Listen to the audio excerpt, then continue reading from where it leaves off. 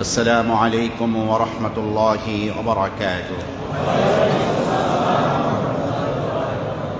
الحمد لله رب العالمين، والصلاة والسلام على خاتم الأنبياء والمرسلين وعلى آله وأصحابه الذين قاموا بنصرة الدين القويم. أما بعد، قال الله سبحانه وتعالى: وما أصابكم من مصيبة فبما كسبت أيديكم ويعفو عن كثير. صدق الله العظيم وصدق رسوله النبي الكريم، ونحن على ذلك من الشاهدين والشاكرين، والحمد لله رب العالمين. سبحانك لا علم لنا إلا ما علمتنا إنك أنت العليم الحكيم. اللهم صل على محمد وعلى آل محمد كما صليت وسلمت وباركت على إبراهيم وعلى آل إبراهيم إنك حميد مجيد. اللهم بارك على محمد وعلى آل محمد كما باركت على إبراهيم وعلى آل إبراهيم إنك حميد مجيد. حسبنا الله ونعم الوكيل، نعم المولى ونعم النصير، وأفوض أمري إلى الله إن الله بصير بالعباد. رب اشرح لي صدري ويسر لي أمري واحلل عقدة من لساني يفقهوا قولي. সর্বপ্রথম আমরা আল্লাহ সুবহানাহু ওয়া তাআলার শাহী দরবারে অসংখ্য শুকর এবং সুজুদ পেশ করছি যে মহান রব আপনাকে আমাকে সুস্থ সবল অবস্থায় রেখেছেন এবং পবিত্র জুমার জামাতে অংশগ্রহণ করার তৌফিক এনায়েত করেছেন। এজন্য অন্তরের অন্তঃস্থল থেকে কালিমাতুশ শুকর আদায় করে আমরা সকলেই পড়ছি আলহামদুলিল্লাহ। অসংখ্য দরুদ এবং সালামের হাদিয়া পেশ করছি আপনার আমার প্রিয় নবী, বিশ্ব নবী, বিশ্ব মানবতার মহানবী, সরকারে কায়নাত, সৈয়দুল মুরসালিন, ইমামুল আম্বিয়া ওয়াল মুরসালিন, খাতামুন নবিয়্যিন, জনাব মুহাম্মদুর রাসূলুল্লাহ সাল্লাল্লাহু আলাইহি ওয়াসাল্লামের পবিত্র রূহের উপরে। সম্মানিত দিনদার পরহেজগার মুসল্লি ভাই এবং বোনেরা, আমরা পবিত্র রবিউল আউয়াল মাসে পরপর কয়েকটি জুমায় ধারাবাহিকভাবে সিরাতুন নবী রাসূলুল্লাহ সাল্লাল্লাহু আলাইহি ওয়াসাল্লামের জীবন চরিত্রের গুরুত্বপূর্ণ কয়েকটি দিক নিয়ে আলোচনা শুনেছিলাম। আজকে গুরুত্বপূর্ণ রাসূল আদর্শের গুরুত্বপূর্ণ দিক হলো উম্মতকে তিনি সতর্ক করেছেন গুনাহ থেকে বাঁচার জন্য, নাফরমানি থেকে, আল্লাহ পাকের নাফরমানি থেকে বাঁচার জন্য তিনি গুরুত্বের সাথে তাকিদ দিয়েছেন, সতর্ক করেছেন কেউ যেন কোনো প্রকার আল্লাহর নাফরমানিতে লিপ্ত না হয়, গুনাহ না করে। এজন্য আজকের খুতবার শিরোনাম হচ্ছে, বিষয় হচ্ছে উকুবাতুল মাআসি, গুনাহের শাস্তিসমূহ, গুনাহের ক্ষতিসমূহ। আপনি আমি গুনাহ করলে, আল্লাহর নাফরমানি করলে কি কি ক্ষতি আছে সে বিষয় নিয়ে হচ্ছে আজকের আলোচনা, যাতে করে আপনি আমি গুনাহমুক্ত জীবন যাপন করতে পারি। আল্লাহ সুবহানাহু ওয়া তাআলা আপনাকে আমাকে গুনাহমুক্ত জীবন দান করুন। গোটা পৃথিবীর উম্মতে মুসলিমাকে আল্লাহর নাফরমানি থেকে আল্লাহ পাক রক্ষা করুন। আমার প্রিয় ভাইরা, একটু লক্ষ্য করে দেখুন, এই আপনি আমি আদম সন্তান, আপনার আমার আদি মাতা, আদি পিতাকে বেহেশত থেকে কোন জিনিস বের করে দিয়েছিল? সেটা একটা আল্লাহ পাক নিষেধ করেছিলেন, নিষিদ্ধ বৃক্ষ থেকে খাওয়া, খেলেন। সেই জান্নাতের, যে জান্নাত হলো আমাদের আদি নিবাস, সেখান থেকে মাতা পিতাকে একটিমাত্র অপরাধের কারণে বের করে দেওয়া হলো। আচ্ছা, আজাজিলকে বিশাল রাজত্ব থেকে, বিশাল জগৎ থেকে কোন জিনিস বের করে দিল? আল্লাহ পাকের নাফরমানি থেকে। আল্লাহ পাকের নাফরমানি করার মাধ্যমে হাজারো লাখ বছরের ইবাদত নিমেষেই ধূলিসাৎ হয়ে গেল, বিতাড়িত হলো আল্লাহর দরবার থেকে, এবং সে অভিশপ্ত হয়ে আল্লাহ পাকের দরবার থেকে সেখান থেকে চলে আসতে হলো, বিতাড়িত হতে হলো। আচ্ছা, আপনারা জানেন এই গোটা বিশ্বব্যাপী এক মহাপ্লাবন হয়েছিল, বন্যা হয়েছিল। পৃথিবীর সবচেয়ে উঁচু পর্বতশৃঙ্গ সেই বন্যার পানির নিচে ছিল। 6 মাসের অধিককাল সময় গোটা বিশ্ব পানির নিচে ছিল। নূহ আলাইহিস সালাতু ওয়াস সালামের জাতির একটি অপরাধের কারণে এই শাস্তি এসেছিল। কওমে আদ, যাদের শক্তির খুব দাম্ভিকতা ছিল, মান আসাদ্দু মিন্না কুওয়া, আমাদের থেকে শক্তিশালী দুনিয়ায় কে আছে বলতো? 7 রাত 8 দিন ধরে হু ঝঞ্ঝা বায়ু, ঘূর্ণিঝড় অত্যন্ত কঠিনভাবে তাদের উপরে ছেড়ে দেওয়া হলো। পাহাড় কেটে কেটে যারা ঘর বানাতো, সেই শক্তিশালী জাতি সম্পূর্ণভাবে নিশ্চিহ্ন হয়ে গেল। বিশাল উঁচু লম্বা মানুষগুলো এক একটা লাশ হয়ে পড়েছিল। কোরআনে কারীমে আল্লাহ বলছেন, কাআন্নাহুম আ'জাযু নাখলিন খাবিয়া, অসার খরজুর বৃক্ষ, খেজুর গাছের ভিতরের অংশকে ফেলে দিলে যে অবস্থা হয়, সেরকম কাটা কর্তৃত অসার খেজুর গাছ, তার যে দশা হয়, সেই অবস্থা হয়েছিল গোটা জাতি। আচ্ছা, কোন জিনিস কওমে সামুদকে একদিক থেকে ভূমিকম্প আর একদিক থেকে এক মহা আওয়াজ এসে ধ্বংস করে দিয়েছিল? ফাসবাহু ফি দিয়ারিহিম জাথিমিন, বাড়ি ঘরে মুখ থুবড়ে পড়ে রইল। কোন কারণে? অপরাধের কারণে, গুনাহের কারণে। এই একটি অপরাধের কারণেই হযরতে লূত আলাইহিস সালাতু ওয়াস সালামের জাতি পুরা এলাকাকে আল্লাহ পাক উল্টে দিলেন। ফাজআলনা আলিয়াহা সাফিলাহা, আল্লাহ বলেন তার উঁচু অংশকে আমি নিচু বানিয়ে দিয়েছি। গভীর রজনীতে হযরতে জিবরিল আমিন এসে ছুরি দিয়ে মানুষ যেমন কেক কাটে, জিবরিল তার ডানা দিয়ে সে জমিনটাকে কেটে ফেললেন এবং আসমানের এত নিকটে নিয়ে গেলেন। তাফসীর কারকরা বলছেন, প্রথম আসমানের ফেরেশতারা স্পষ্টভাবে এই জনপদের মুরগির খোপের মধ্যে, ঘরের মধ্যে যে মোরগ আছে, মোরগে ডাক দিচ্ছিল, আর ফেরেশতারা প্রথম আসমানে বসে শুনছিলেন। এত উপরে উঠিয়ে পুরা এলাকাকে পূর্ণ উল্টো করে ছেড়ে দিলেন। সেখানেই পৃথিবীর সবচেয়ে অভিশপ্ত পানি, মৃত সাগর, ডেড সি, মৃত সাগর হয়ে গিয়েছে একটিমাত্র অপরাধে, পুরুষে পুরুষে ব্যভিচারের কারণে। হযরত শোয়েব আলাইহিস সালাতু ওয়াস সালামের জাতিকে কোন অপরাধের কারণে জীবন্ত মানুষগুলোকে আগুনের বৃষ্টি দিয়ে পুড়িয়ে ভস্ম করে মেরে ফেলা হলো? মাপে তারা কম দিত।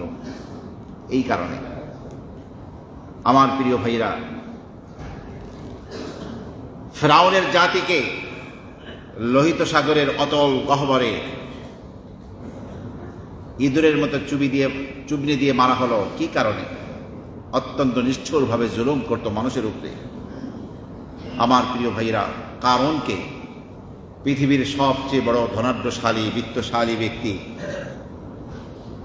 আল্লাহ পাক তাকে যে ইহসান করেছেন, সেই ইহসান করতেই বলা হলো, কিন্তু দাম্ভিকতা দেখিয়ে বলল, আল্লাহ আমাকে দয়া করেন নাই, আমার কমার্শিয়াল জ্ঞান আছে, মানুষের পকেটের পয়সাকে নিজের পকেটে নেওয়ার মতো যোগ্যতা আছে, সেই ভিত্তিতে আমি কামাই করেছি, আল্লাহ আবার কখন দিল? নাউযুবিল্লাহ। আল্লাহ বলেন ফাখাসাফনা বিহি ওয়া বিদারিহিল আরদ, তার বাড়িঘর সহ তাকে জমিনের মধ্যে ধসিয়ে দিলাম। আল্লাহর নিয়ামত পেয়ে নাফরমানি করেছিল, অবাধ্যতা প্রদর্শন করেছিল, কৃপণতা করেছিল। এই জন্য আল্লাহ পাক সূরা আনকাবুতের মধ্যে কয়েকটি জাতির আলোচনার শেষে আল্লাহ বলছেন ফাকুল্লান আখাযনা বিযামবি, আমি প্রত্যেককে তাদের গুনাহের কারণে পাকড়াও করেছি। ফামিনহুম মান আরসালনা আলাইহি হাসিবা, আমি কারো উপরে আমি কোন জাতির উপরে আমি পাথরের বৃষ্টি বর্ষণ করেছি। অমিনহুম মান আখাযাতহু সাইহা, কাউকে মহানাদ এসে, মহা চিৎকার এসে, মহা আওয়াজ এসে পাকড়াও করলো।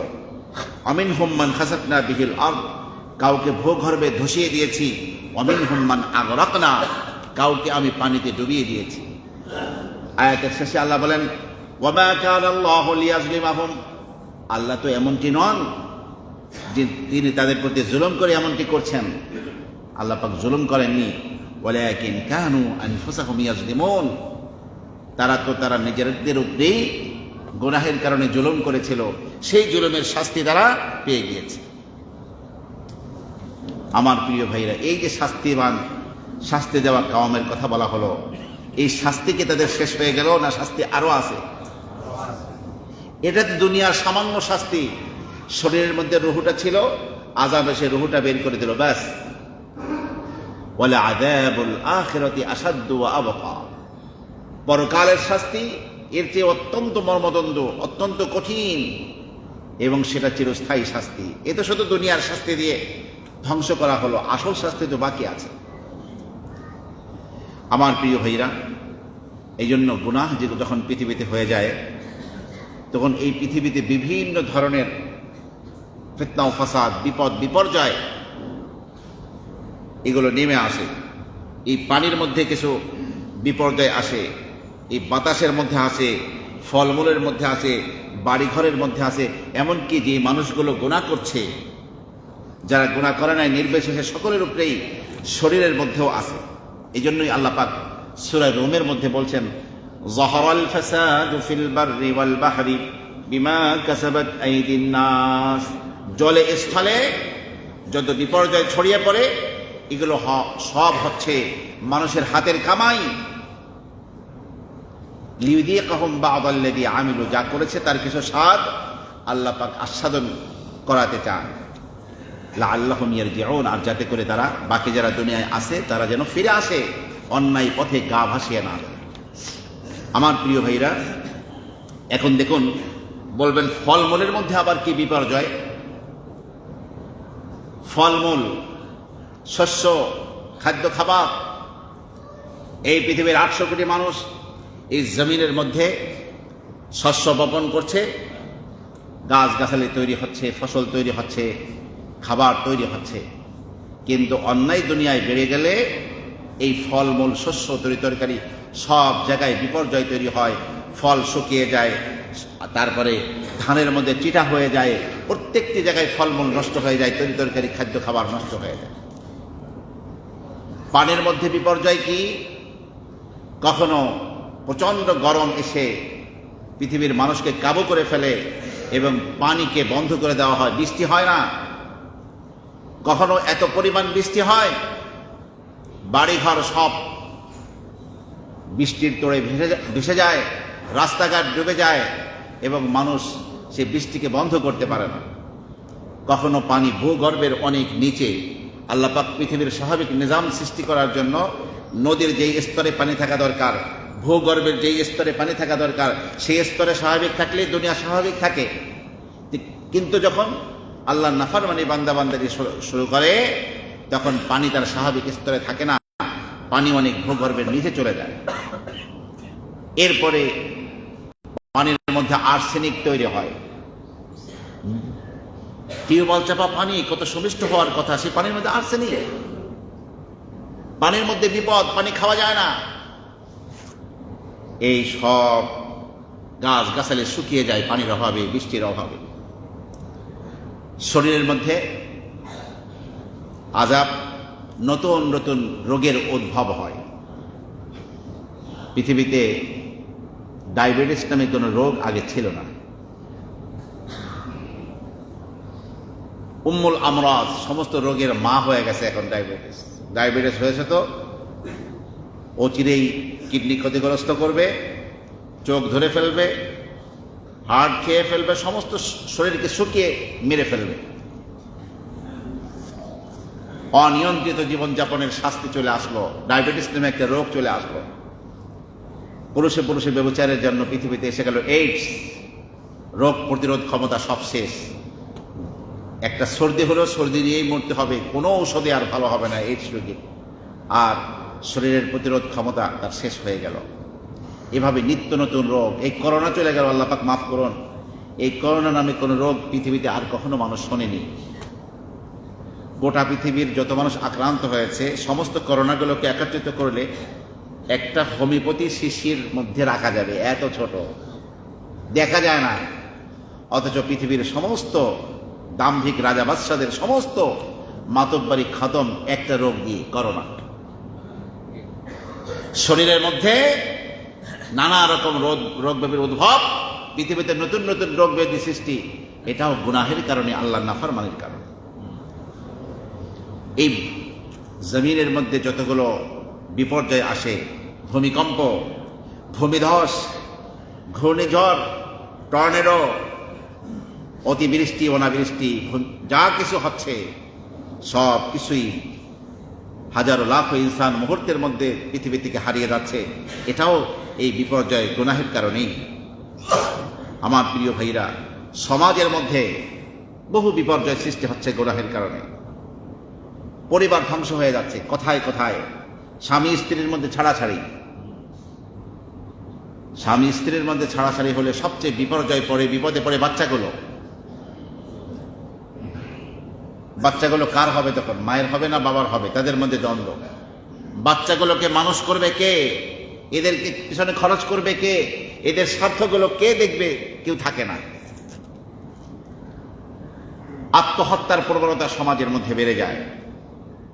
মাতা পিতার সাথে, আত্মীয় স্বজনের সাথে অত্যন্ত রূঢ় আচরণ শুরু হয়ে যায়। আমার প্রিয় ভাইরা, কথায় কথায় দলাদলি, কথায় কথায় সমাজ থেকে বিচ্ছিন্নতা তৈরি হয়ে যায়। আমার প্রিয় ভাইরা, আল্লাহ পাকের নাফরমানি যখন করে, চতুর্দিক থেকে এভাবে আযাব গজব আসতে থাকে। অনেকে বলে, ভাই আল্লাহ পাককে এত কঠোরভাবে পেশ করেন না, আল্লাহ গফুরুর রহিম, যা করি আল্লাহ পাক মাফ করে দিবে। আমার প্রিয় ভাইরা, আমরা 5 ওয়াক্ত নামাজ পড়ছি, রোজা রাখছি, নামাজ পড়ছি, হজ করছি, যাকাত দিচ্ছি, আবার গুনাহ আমাদের কি ক্ষতি করবে? কথাটা এমন বলার চেষ্টা করে। আমার প্রিয় ভাইরা, আসল ব্যাপারটি হলো আল্লাহ পাক নিজে বলছেন, ওয়া'লামু আন্নাল্লাহা শাদীদুল ইকাব। এই পৃথিবীর মানুষ ভালো করে জেনে রাখো, নিশ্চয়ই আল্লাহ তাআলা শাস্তি দানে অত্যন্ত কঠোর। আল্লাহর শাস্তির পৃথিবীর মানুষ কোনো কল্পনাও করতে পারবে না, কত ভয়াবহ, কত মর্মদন্ত হতে পারে আল্লাহ পাকের শাস্তি। ওয়া আন্নাল্লাহা গফুরুর রহিম, আল্লাহ পাক অতীব ক্ষমাশীল, অতীব দয়ালু। কিন্তু গুনাহ করতে গিয়ে শয়তানের পরামর্শে আল্লাহ রহমানুর রহিম ক্ষমা করে দেবে, পরে তওবা করব, এটা শয়তানের নতুন চক্রান্ত। নতুন না, অনেক দিন ধরে পৃথিবীর মানুষকে এই কথা বোঝাচ্ছে, আরে তওবা করে লিবিনে কর। এটা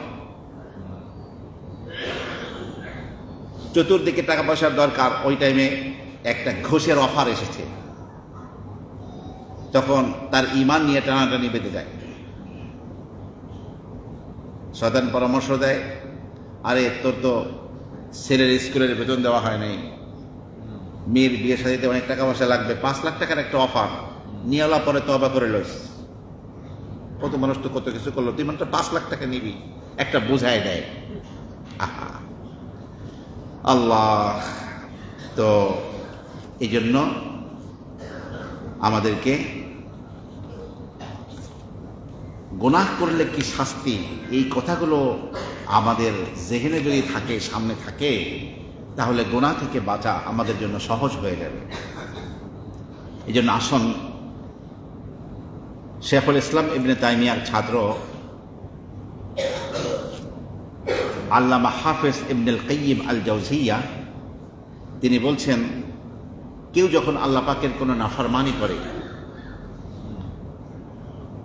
একটা গুনাহের কাজ করলো, সেটা আল্লাহর নাফরমানি, আল্লাহর হুকুমের বরখেলাফ করলো, সাথে সাথে 40টি বিপদ সব দিক থেকে তাকে ঘেরাও করে ফেলে। কয়টা বিপদ ভাই?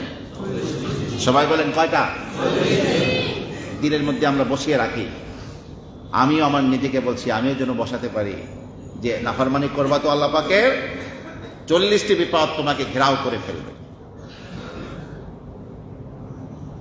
একটা মানুষকে যদি 40 জন ব্যক্তি বন্দুক নিয়ে হাতে নিয়ে এরকম টার্গেট করে রাখে যে এই তুমি এটা করছো কেন, তোমাকে মেরে ফেলবো, সে বাঁচবে কেমনে?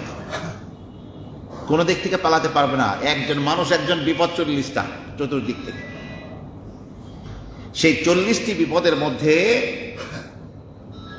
একটি বিপদ হলো হিরমানুল ইলম, ওহির জ্ঞান থেকে সে বঞ্চিত হয়ে যাবে। কোরআন হাদিসের যে ইলম, কোরআন হাদিসের যে জ্ঞান, এই জ্ঞান থেকে সে বঞ্চিত হয়ে যাবে। কারণ কোরআন এবং হাদিসের ইলম, এই জ্ঞান, ওহির জ্ঞান, এটা হলো নূর। আর গুনাহ হলো অন্ধকার। তো যেই অন্তর গুনাহের কারণে অন্ধকার হয়ে আছে, যে কলব, ওখানে ওহির ইলমের নূর ঢোকে না। এই জন্য ছোটবেলায় ইমামদের জগতে প্রথম ইমাম হচ্ছেন আমাদের ইমাম আবু হানিফা, সবচেয়ে বয়স্ক ইমামদের মধ্যে। তো ইমাম শাফি রহমতুল্লাহ আলাইহি, ইমাম মালিক আর আমাদের ইমাম আবু হানিফা সমসাময়িক ছিলেন, তবে বয়সে ইমাম মালিক ইমাম আবু হানিফা থেকে একটু ছোট ছিলেন। তো ইমাম মালিকের কাছে ছোটবেলায় পড়াশোনা করেছেন ইমাম শাফি রহমতুল্লাহ আলাইহি। তো যাদের ফরাসাত আছে, অন্তর্দৃষ্টি আছে, তারা কিন্তু তালেবে ইলমদের কোনো মানুষের চেহারার দিকে তাকিয়ে থাকলেই বোঝে যে লোকটা কেমন। ইমাম মালিক ইমাম শাফির দিকে ছোট বাচ্চা তাকিয়ে বুঝছেন এই ছেলেটা অসাধারণ প্রজ্ঞার অধিকারী, অসাধারণ জ্ঞান, অনেক বড় কিছু হবে। এই জন্য ছোটবেলায় তাকে সাবধান করেছেন, বলছেন ইন্নী আরাল্লাহ ক্বাদ আলকা আলা কলবিকা নূরান। হে ছেলে, হে শাফি, আমি লক্ষ্য করছি আল্লাহ পাক তোমার দিলের মধ্যে একটা বিশেষ নূর দান করেছেন। ফালা তুতফিহু বিজুলমিল মাসিয়া, গুনাহের কালিমা দিয়ে, গুনাহের অন্ধকার দিয়ে তুমি সে নূরকে বুঝিয়ে দিও না, নিভিয়ে দিও না। এই জন্য ইমাম দহাক বলেন, অনেক ছেলে পেলে, অনেক ছেলে, অনেক মেয়ে কোরআন হেফজ করে, কোরআন মুখস্থ করে, হাফেজে কোরআন হয়। এক সময় কোরআনকে ভুলে যায় আর কোরআন পড়তে পারে না। একটা আয়াত জিজ্ঞাসা করলে কোথায় আছে বলতে পারে না, পড়তে পারে না। এই যে কোরআন ভুলে গেল, এটা কি কারণে? ইমাম দহাক বলেন ইল্লা বিদামবিন, গুনাহের কারণে এই দশা ঘটেছে তার। এমন একটা গুনাহ তার দ্বারা হয়েছে যার দ্বারা আল্লাহর কোরআনকে সিনায় ধরে রাখার মতো এখন আর তার অন্তরের যোগ্যতা নাই। এখন কোরআন তার সিনা থেকে হারিয়ে গিয়েছে। আর এটা এত বড় অপরাধ, হাফেজ হয়ে কোরআনকে ভুলে যাওয়া। রাসূল বলেন তাআহাদু বিল কোরআন, তোমরা নিয়মিত ভাবে কোরআন তেলাওয়াত করে কোরআনকে ধরে রাখো, মুখস্থ ধরে রাখো। ফাইন্নাহু আশাদ্দু তাফাল্লুতাম মিনাল ইবলি ফি উকরিহা, যত পশু আছে তার মধ্যে অন্যতম একটা পশু হলো, গৃহপালিত পশু হলো উট। অত্যন্ত প্রভুভক্ত একটি প্রাণী, কিন্তু এই প্রাণীটির চরিত্র হলো এর দিয়ে খেদমত নিতে হলে একে বেঁধে রাখতে হয়, একে ছেড়ে দেওয়া যাবে না। আপনার অত্যন্ত প্রিয় উটটি নিয়ে এক বন্ধুর বাড়িতে বেড়াতে গিয়েছেন। উটটাকে বেঁধে না রেখে বন্ধুর বাড়ির সামনের উঠানে রেখে ঘরের মধ্যে বন্ধুর সাথে কথা বলছেন 10 থেকে 15 মিনিট, এসে দেখছেন আপনার উটটা নাই। উটটা আপনাকে রেখেই পালিয়ে চলে যাবে। রাসূল বলেন তোমরা নিয়মিতভাবে কোরআন তেলাওয়াত করে কোরআনকে ধরে রাখো, কোরআনকে ইয়াদ রাখো, নচেত কোরআন তোমাদের অন্তর থেকে সেভাবে দ্রুত পালিয়ে যাবে যেমন মনিবকে রেখে উট পালিয়ে যায়। এই জন্য হাফেজে কোরআনদের নেশাব রয়েছে, নিয়মিতভাবে তাদের কোরআন তেলাওয়াত করবে। হাফেজদের ঈদের দিনও কোনো ছুটি নাই কোরআন তেলাওয়াত করা ছাড়া। হাফেজদের জন্য তো কোরআন তেলাওয়াতের জন্য দেখে পড়তে হয় না, তারা রিক্সায় বসে আছে কোরআন তেলাওয়াত করবে, বাসের সিটে বসে আছে, তার অভিষ্ট লক্ষ্য পানে চলছে বাস, সে কোরআন তেলাওয়াত করতে থাকবে, উড়োজাহাজে বসে আছে কোরআন তেলাওয়াত করবে। হাফেজে কোরআনরা 6 ঘন্টায় কোরআন করতে পারে। ঢাকা থেকে সে উঠবে, আর যখন নাকি জেদ্দায় নামবে এর মধ্যে 1 খতম শেষ কোরআন শরীফ। সবই সম্ভব। রাসূলুল্লাহ সাল্লাল্লাহু আলাইহি ওয়াসাল্লাম বলেছেন, এক হাদিসে ইরশাদ হয়েছে, হাফেজ ইমাদউদ্দিন ইবনে কাসির তার তাফসীরে ইবনে কাসিরে হাদিসটি এনেছেন, যে জাহান্নামের মাঝখানে একটা কুয়া আছে, একটা উপত্যকা আছে, চারদিকে পাহাড়, মাঝখানে একটা উপত্যকা। এই উপত্যকার থেকে জাহান্নাম আল্লাহর কাছে পানা চায়, আল্লাহ এই উপত্যকা আমার থেকে সরিয়ে দাও। উপত্যকার ঠিক মাঝখানে একটা ভয়াবহ কুয়া আছে, কুয়া থেকে এই উপত্যকা এবং জাহান্নাম আল্লাহর কাছে পানা চায়। ওই কুয়ার মধ্যে অত্যন্ত কঠিন বিষধর একটা সাপ আছে। ওই সাপ থেকে কুয়াও পানা চায়, উপত্যকাও পানা চায়, জাহান্নামও পানা চায় আল্লাহর কাছ থেকে। জিজ্ঞাসা করা হলো, ইয়া রাসূলুল্লাহ, ওই সাপটা কাদেরকে দংশন করার জন্য তৈরি করা হয়েছে? রাসূলুল্লাহ সাল্লাল্লাহু আলাইহি ওয়াসাল্লাম বললেন, যারা কোরআন পড়ে ভুলে যাবে তাদেরকে শাস্তি দেওয়ার জন্য তৈরি করা হয়েছে। এর জন্য সাবধান। আজকে যে সমস্ত হাফেজে কোরআনরা আমাদের এই খুতবায় আলোচনা শুনছেন, আর আমি আমার নিজেকেও বলি, খবরদার। আল্লাহ পাকের কোরআন আল্লাহ পাক নিয়েছেন। এই কোরআন যখন আল্লাহ পাক বুকে দিয়েছেন, আল্লাহ পাক জাহান্নামের আগুন থেকে বাঁচাবার লেগেই দিয়েছেন। কারণ এক হাদিসে রাসূল বলেন যে কোরআনকে একটা চামড়ার প্যাকেটের মধ্যে করে আগুনে ফেলে দিলে মাহতারাক, ওই আগুন সেই চামড়ার প্যাকেটকে পোড়াতে পারে না, কোরআন পোড়ে না। তো এইভাবে হাদিস বলার অর্থ কি? হাদিসের ব্যাখ্যাকারগণ বলছেন, রাসূলের কথার মর্মার্থ যে অর্থ হলো, চামড়ার তৈরি মানুষ সে যখন তার সিনার মধ্যে কোরআন নিয়ে গেছে, তার অর্থই হলো আল্লাহ পাক এই শরীর থেকে জাহান্নামের আগুনকে শরীর থেকে পোড়াবেন না। এই মহা নিয়ামত দিয়েছেন, আর অবহেলার কারণে, না তেলাওয়াতের কারণে ভুলে যাওয়া হলো, তাহলে কোরআনকে গুরুত্ব দেওয়া হয় না। আল্লাহ পাকের মহাগ্রন্থ আল কোরআনকে, আসল বুককে বাদ দিয়ে ফেসবুক নিয়ে চলাফেরা শুরু হয়ে গেছে।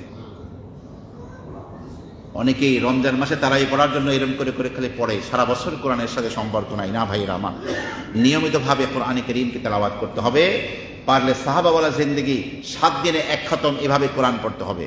সাহাবা ইকরাম বলেন যে আমরা বৃহস্পতিবারে কোরআনের তেলাওয়াত শুরু করতাম, 1 মঞ্জিল পড়তাম, এভাবে শুক্রবার 1 মঞ্জিল, শনিবার 1 মঞ্জিল করে বুধবারের মধ্যে আমাদের 7 দিনে 1 খতম কোরআন হয়ে যেত। এই জন্য কোরআনে কারীমের মধ্যে 7 মঞ্জিল আছে। কয় মঞ্জিল? 7 মঞ্জিল। ফামি বিশাওকিন, সূরা ফাতিহা থেকে মায়দা পর্যন্ত 1 মঞ্জিল, মায়দা থেকে ইউনুস আর 1 মঞ্জিল, ইউনুস থেকে বনি ইসরাইল আর 1 মঞ্জিল, বনি ইসরাইল থেকে শুআরা, শুআরা থেকে ওয়াসসাফাত, ওয়াসসাফাত থেকে কফ, কফ থেকে নাস পর্যন্ত। 7 দিনে 7 মঞ্জিল। পারলে হাফেজে কোরআনরা প্রতিদিন চলাফেরায়, ওঠায় বসায় 1 খতম কোরআন পড়বেন, ইনশাআল্লাহ কোরআনকে ভুলবেন না। যাই হোক, গুনাহের কারণে মানুষ ওহীর জ্ঞান থেকে বঞ্চিত হয়, 1 নম্বর বিপদ। একজন আলেম বলেন যে আমি 40 বছর ধরে কোরআন হাদিস মন্থন করে অনেক ইলম শিখেছি। তো আল্লাহ পাক এই পৃথিবীতে মাত্র কয়জন মহিলার সাথে সাক্ষাৎ করা যাবে কোরআনে কারীমে বলে দেওয়া আছে। যাদেরকে বিয়ে করা হারাম তাদের সাথেই সাক্ষাৎ করা যাবে, এছাড়া সবার সাথে পর্দা করতে হবে। তো গায়রে মাহরাম, যার সাথে পর্দা করতে হবে এমন একজন সুন্দরী নারীর পায়ের গোছার দিকে ওই আলেমে দ্বীন তাকিয়েছিলেন, যিনি 40 বছর ধরে ইলম শিখেছেন। পরনারীর পায়ের গোছার দিকে কেন এভাবে তাকালেন? এই অপরাধে তার সিনা থেকে, তার ব্রেন থেকে 40 বছর ধরে শেখা ইলমকে আল্লাহ পাক ভুলিয়ে দিয়েছেন। তাহলে গুনাহ কত বড় ক্ষতি। বিশেষ করে যারা ওহীর জ্ঞান শিখতে চায়, তালিবে ইলম, খবরদার, সগীরা কবিরা সমস্ত প্রকারের গুনাহ থেকে বাঁচতে হবে। গুনাহ করলেই ওহীর ইলমের নূর আর আসবে না। ওয়াত্তাকুল্লাহ ওয়া ইউআল্লিমুকুমুল্লাহ, আল্লাহকে ভয় করো, আল্লাহই তোমাদেরকে শিক্ষা দিবেন। আমার ভাইরা, 2 নম্বর যে বিপদটি গুনাহ করলে ঘেরাও করবে মানুষকে, সেটা হলো হিরমানুর রিজিক। রিজিক থেকে সে বঞ্চিত হবে। আমার প্রিয় ভাইরা, আমরা রিজিক বলতে শুধু টাকা পয়সা বুঝি, সহায় সম্পদ বুঝি। এটা হলো রিজিকের সবচেয়ে নিম্ন শ্রেণীর রিজিক। কোরআন হাদিসের ইলম এটা একটা রিজিক। সামাজিক ভালো অবস্থান, এটা একটা রিজিক। ঈমান এবং আমল অন্যতম শ্রেষ্ঠ রিজিক। নেককার পরহেজগার সন্তান অন্যতম শ্রেষ্ঠ রিজিক। তো সমস্ত রিজিকগুলো কোনো বান্দাকে আল্লাহ পাক দেওয়ার সিদ্ধান্ত নেন, কিন্তু সে আল্লাহ পাকের একটা নাফরমানি করে বসে, তখন আস্তে করে সেই আল্লাহ পাকের দেওয়ার যে সিদ্ধান্ত ছিল, আল্লাহ পাকের একেবারে তার মুষলধারে বৃষ্টির ধারায় তাকে আল্লাহ পাক এগুলো দিবেন বলে সিদ্ধান্ত ছিল, সেই সিদ্ধান্ত ক্যান্সেল হয়ে যায়, আল্লাহ পাকের রিজিক আর তার কাছে আসে না। এ বিষয়ে রাসূলুল্লাহ সাল্লাল্লাহু আলাইহি ওয়াসাল্লাম বলেন, হযরত সাওবান রাদিয়াল্লাহু আনহু থেকে বর্ণিত হাদিস, ইন্নার রাজুলা লা ইহরামার রিজকু বিদ্দামবি ইউসিবুহু, গুনাহের কারণে বান্দার ইলম আসার, এই রিজিক আসার পর বান্দার কাছ থেকে হারিয়ে যায়। আর আল্লাহ পাক তো বলেছেন, ওয়া মান ইয়াত্তাকিল্লাহা ইয়াজআল লাহু মাখরাজা, যে ব্যক্তি আল্লাহকে ভয় করে চলে, আল্লাহ পাক তাকে বিপদ থেকে পরিত্রাণের ব্যবস্থা আল্লাহ করে দিবেন। এরপর আল্লাহ বলেন, ওয়া ইয়ারযুকহু মিন হাইথু লা ইয়াহতাসিব, এমন দিক থেকে তার আল্লাহ রিজিক দিবেন যা সে কল্পনা করতে পারে নাই। এখন তো টাকা পয়সার রিজিক পাওয়ার জন্য শুধু বেতনের উপরে মানুষ তাকিয়ে থাকে না। আল্লাহ পাক দিতে চাইলে কোনো চাকরিজীবীর বেতনের সাথে সম্পর্ক না। আল্লাহ পাক দিতে চাইলে কোনো ব্যবসায়ীর শুধু ব্যবসার মাধ্যমে টাকা দেওয়া শর্ত না। যদি আল্লাহর পক্ষ থেকে জাস্ট একটা সিদ্ধান্ত হয় আপনাকে এটা দিবেন, কিভাবে আল্লাহ পাক হালাল উপায় দিবেন তিনিই জানেন। যখনই নাফরমানি হয়ে গেল, খোদাভীতি দূর হয়ে গেল, তখন আর সে আপনার এই রিজিক পাওয়ার যোগ্য থাকেন। আমার প্রিয় ভাইরা, তাহলে 1 নম্বর হলো ইলম থেকে বঞ্চিত হওয়া, 2 নম্বর হলো রিজিক থেকে বঞ্চিত হওয়া গুনাহ করলে, 3 নম্বর হলো আল্লাহ পাকের নাফরমানি হলেই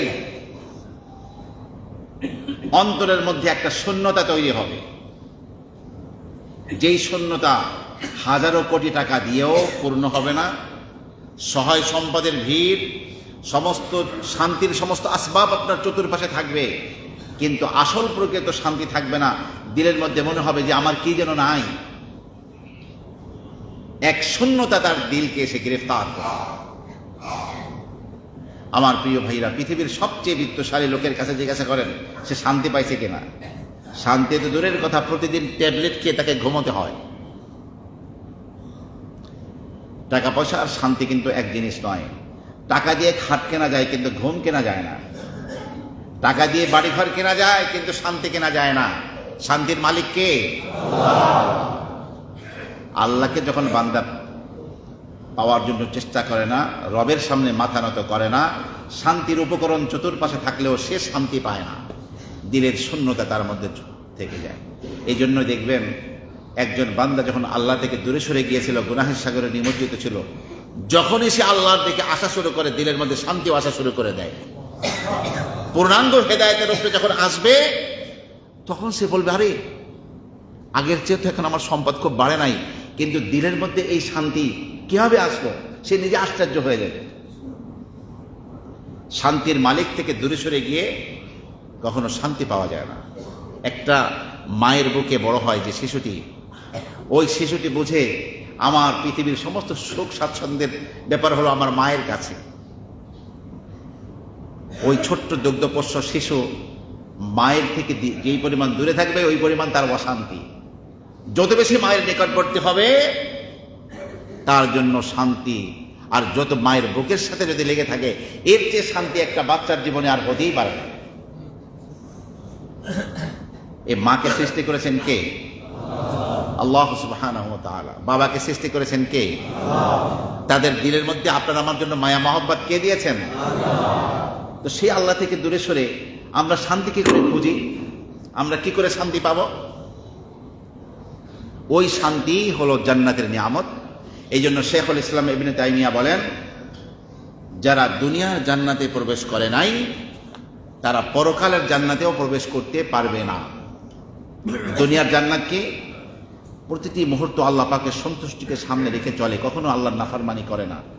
কিন্তু তার ঘরটা, সে দরিদ্র মানুষ, কুড়ে ঘরে থাকে, সামান্য মধ্যবিত্ত মানুষ, সামান্য উপার্জন করে, কৃষিজীবী মানুষ, সামান্য একটা দোকান দিয়ে চলে, সামান্য একটা চাকরি করে, কিন্তু সে আল্লাহর নাফরমানি করে না, এই মানুষটি কিন্তু সত্যিকার অর্থে জেলখানায় থাকলেও সে ওই শান্তি দিনের মধ্যে পায় যারা রাজত্ব চালিয়ে ওই শান্তি পায় না।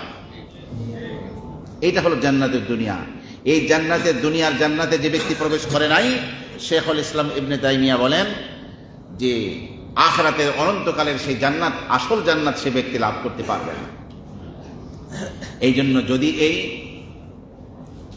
আপনার তার অন্তরের মাঝের শূন্যতা দূর করতে হয়, নাফরমানি ছাড়তে হবে, গুনাহের কাজ ছাড়তে হবে। আমার প্রিয় ভাইরা, এরপরে আরেকটি চতুর্থ যে বিপদটি গ্রেফতার করে অপরাধ করলে, সেটা হলো তার মাঝে আর মানুষের মাঝে দূরত্ব তৈরি হয়ে যাবে।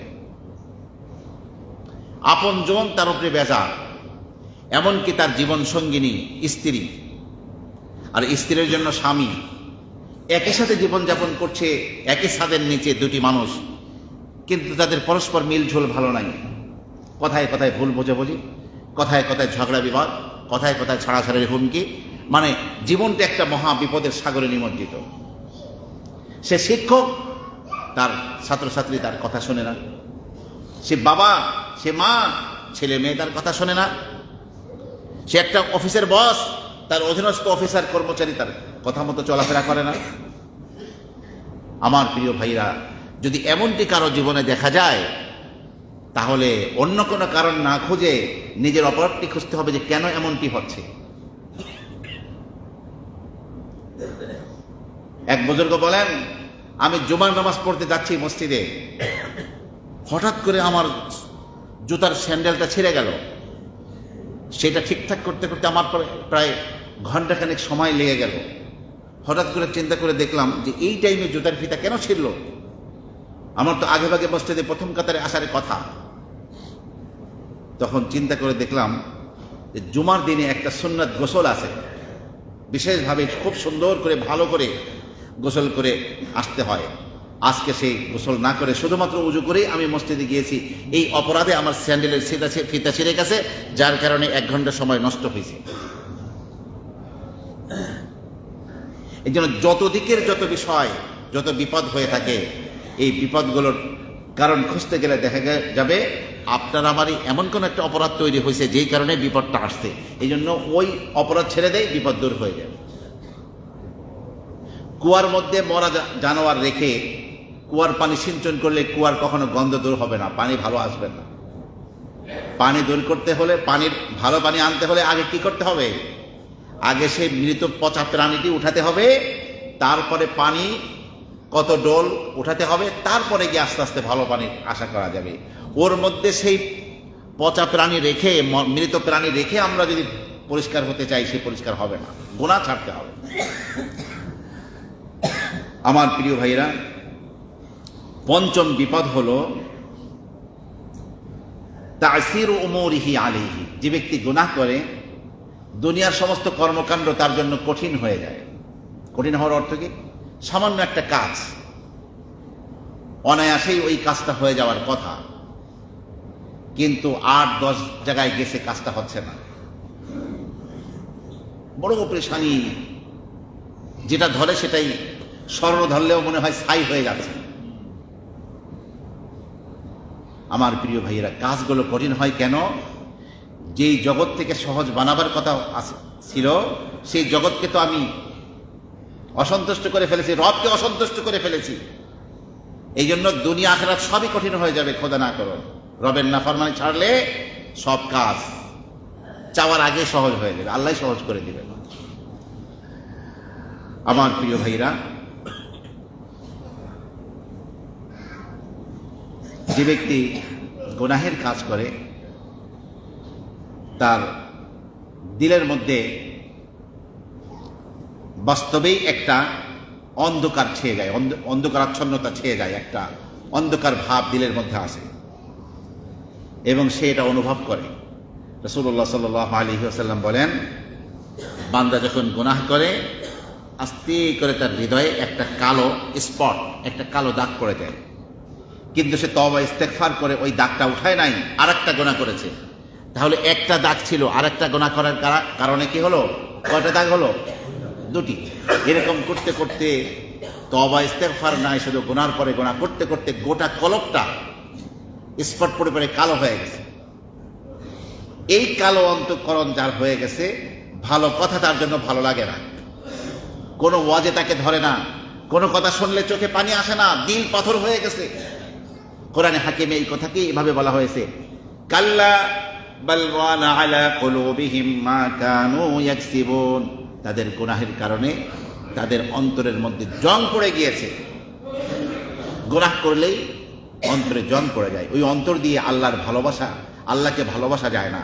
আল্লাহকে ভালোবাসতে গেলে আগে অন্তরকে পরিষ্কার করতে হবে। কারো বিরুদ্ধে হিংসা বিদ্বেষ করা এটা অনেক বড় গুনাহ, এটা স্পট পড়ে যায়। কাউকে ঠকানো অনেক বড় গুনাহ, দিলের মধ্যে স্পট পড়ে যায়। হাজারো মানুষের বদদোয়া নিয়ে আসেন, আপনি আল্লাহর ওলি হবেন কেমনে? আল্লাহর ওলি হতে গেলে আপনার সমস্ত স্পটগুলো দূর করতে হবে দিল থেকে। গুনাহ করলে মানুষের অন্তর দুর্বল হয়ে যায়, শরীরও দুর্বল হয়ে যায়। এই জন্য আপনার যে গুনাহগার ব্যক্তি, তার অন্তরও দুর্বল থাকে, তার শরীরও দুর্বল থাকে। আর যে ব্যক্তি পরিচ্ছন্ন ব্যক্তি, সেই ব্যক্তির আপনার শরীরও দুর্বল হয় না, অন্তরও দুর্বল হয় না, তার অন্তর সবল থাকে। 8 নম্বর হলো, গুনাহ করলে হিরমানুত তাআ, ইবাদত বন্দিগি থেকে সে বঞ্চিত হয়ে যায়। ইবাদত বন্দিগি থেকে বঞ্চিত কেমন?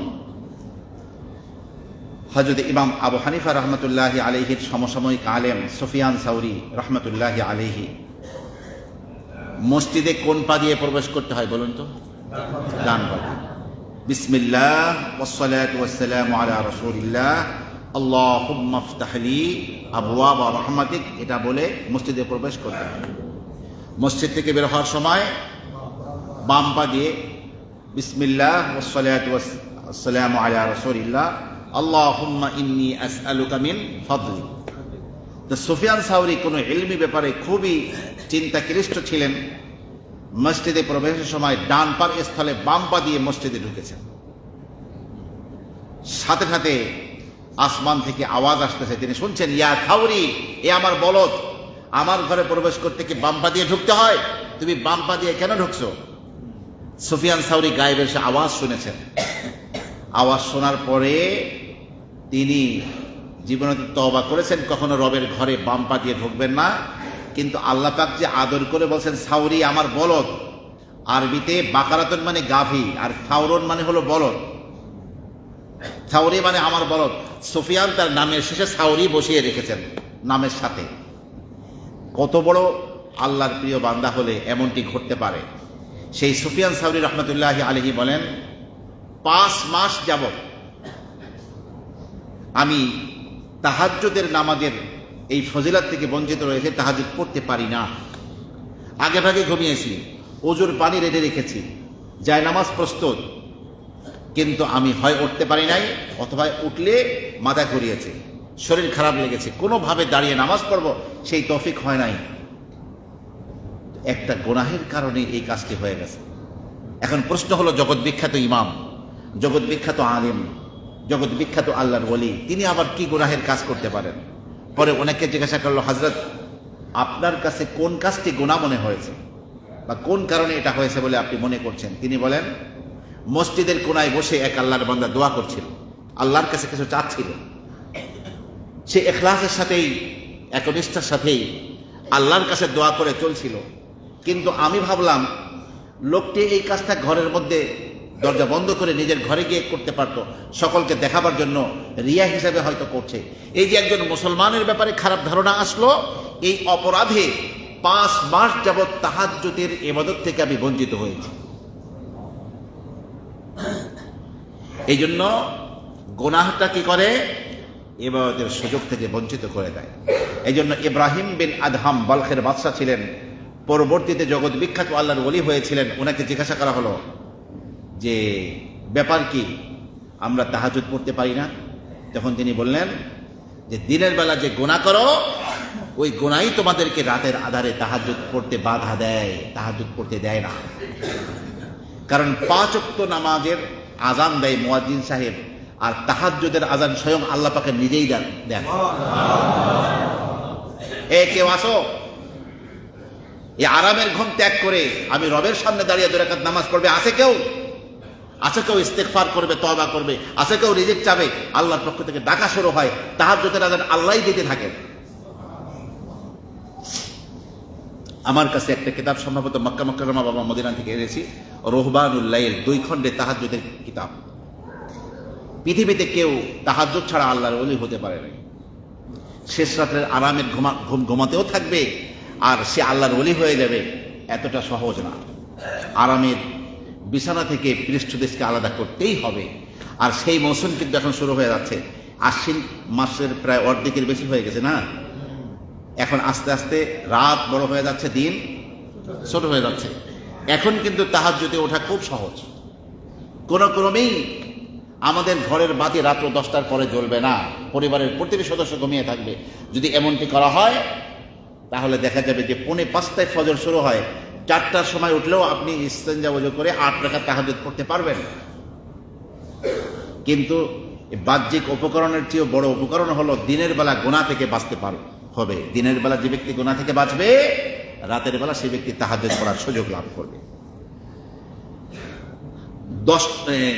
9 নম্বর বিপদ হলো গুনাহ করার, আল মাআসি তুকাসসিরুল উমর ওয়া তামহাকু বারাকাতাহু। গুনাহ তুকাসসিরুল উমর, জীবনকে ছোট বানিয়ে দেয়, জীবনের বরকতকে নষ্ট করে দেয়।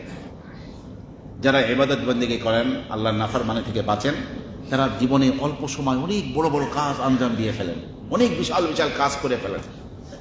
আর যারা গুনাহ করে, কোত্থেকে সে সেই দিন যুবক ছিল, বড় হয়ে গেছে, কিন্তু জীবনে কিছুই করতে পারে নাই।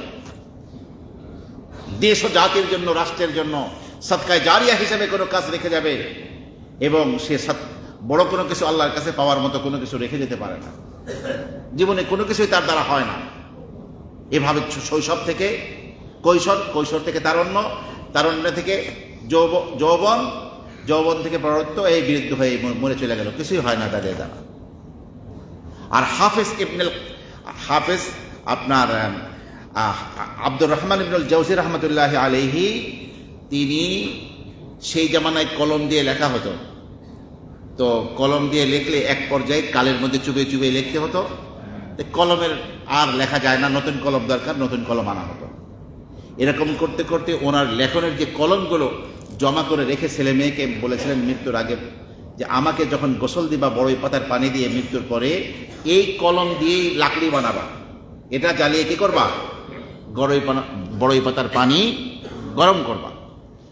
এই পরিমাণ লেখালেখি জীবনে রেখে গেছেন যে ওনার সেই মৃত্যুর পরে ছেলে মেয়েরা বড়ই পাতার পানি সেই পরিত্যক্ত কলম দিয়ে জ্বালিয়েও আরো কলম তার কাছে ছিল, তার সেখানে ছিল। বিশাল লেখার ভান্ডার তিনি রেখে গিয়েছেন দুনিয়ায়। ইমাম সৈয়দী অল্প হায়াত পেয়েও আপনার 9টি জগতে সাগরের মতো ইলম আল্লাহ পাক তাকে দিয়েছেন। তাফসিরের জগতে 45টা কিতাব লিখছেন। ইমাম গাজালি, হুজ্জাতুল ইসলাম ইমাম গাজালি, জন্ম থেকে মৃত্যু পর্যন্ত যে কয়টা দিন হায়াত পাইছেন আর যত পৃষ্ঠা লিখেছেন, হিসাব করে দেখা গেছে যে জন্ম থেকে মৃত্যু পর্যন্ত যে দিনগুলো আর ওনার পৃষ্ঠার সংখ্যা যা লিখে গেছেন, এক দিনে 40 পৃষ্ঠা হয় ইমাম গাজালি। আচ্ছা, মায়ের পেট থেকে বের হয়ে গিয়ে কেউ লেখা শুরু করে, খাতা কলম রেডি, কেন? ওই একটা বাচ্চা মায়ের পেটে আসছে, ও সেই লেখা শুরু করবো, এই কাজ কি হয় দুনিয়ায়? একটা পর্যায় পর্যন্ত বড় হয়, জ্ঞান শিখে তারপরে লেখা শুরু করে। কিন্তু তিনি মায়ের পেট থেকে আসার পরে মৃত্যু পর্যন্ত যে কয়টা দিন হায়াত পেয়েছেন, আর পৃষ্ঠা সংখ্যা ওই দিনের সাথে মিলালে প্রতিদিন 40 পৃষ্ঠা হয়। জিন্দেগির বরকত কত ছিল তাদের। ইমাম নববী মাত্র 45 বছর হায়াত পেয়ে তিনি ইমাম হয়ে গেছেন দুনিয়া থেকে। মুসলিম শরীফের মতো কিতাবের ব্যাখ্যা লিখেছেন, অসংখ্য কিতাব লিখে গেছেন। ফজিলাতের হাদিসের সবচেয়ে বিশুদ্ধ হাদিসের ভান্ডার রিয়াজুস সালেহিন তিনি লিখে গেছেন। ইমাম নববী নিজে বলছেন, 2টি বছর আমি বিছানার সাথে পিঠ দিয়ে ঘুমাই নাই। আমার ঘুম আসছে, আমি দেয়ালের পাশাপাশি লেখালেখি করতাম। বেশি ক্লান্তি লাগলে একটু দেয়ালের সাথে কিছুক্ষণ একটু নিয়ে হালকা আবার লেখা শুরু করতাম, ঘুমাই নাই 2টি বছর। আমার প্রিয় ভাইরা, জীবনের বরকত, আল্লাহর নাফরমানি থেকে যারা বাঁচে, সগীরা গুনাহ যারা করে না, এদের জিন্দেগিতে বরকত হয়। অল্প সময় অনেক কাজ করতে পারে। আমাদের জিন্দেগির বরকত দরকার না দরকার নাকি ভাই? হার মুহূর্ত বরকত দরকার। আল্লাহ তাআলা তার নাফরমানি থেকে আমাদেরকে রক্ষা করুন। আমাদেরকে অল্প জীবনে অনেক কাজ করে যাওয়ার তৌফিক এবং যোগ্যতা আল্লাহ পাক দান করুন। আমাদেরকে ক্ষতিগ্রস্ত করতে পারি এমন কোনো সগীরা কবিরা গুনাহ যেন আমরা না করি, গুনাহমুক্ত জীবন যাপন করতে পারি। আল্লাহ তাআলা সেই তৌফিক, সেই যোগ্যতা আপনাকে, আমাকে, আপনার, আমার সন্তান সন্ততি, গোটা পৃথিবীর মানুষকে দান করুন। চিৎকার করে বলুন আমিন। ওয়া আখিরু দাওয়ানা আনিল হামদুলিল্লাহি রাব্বিল আলামিন।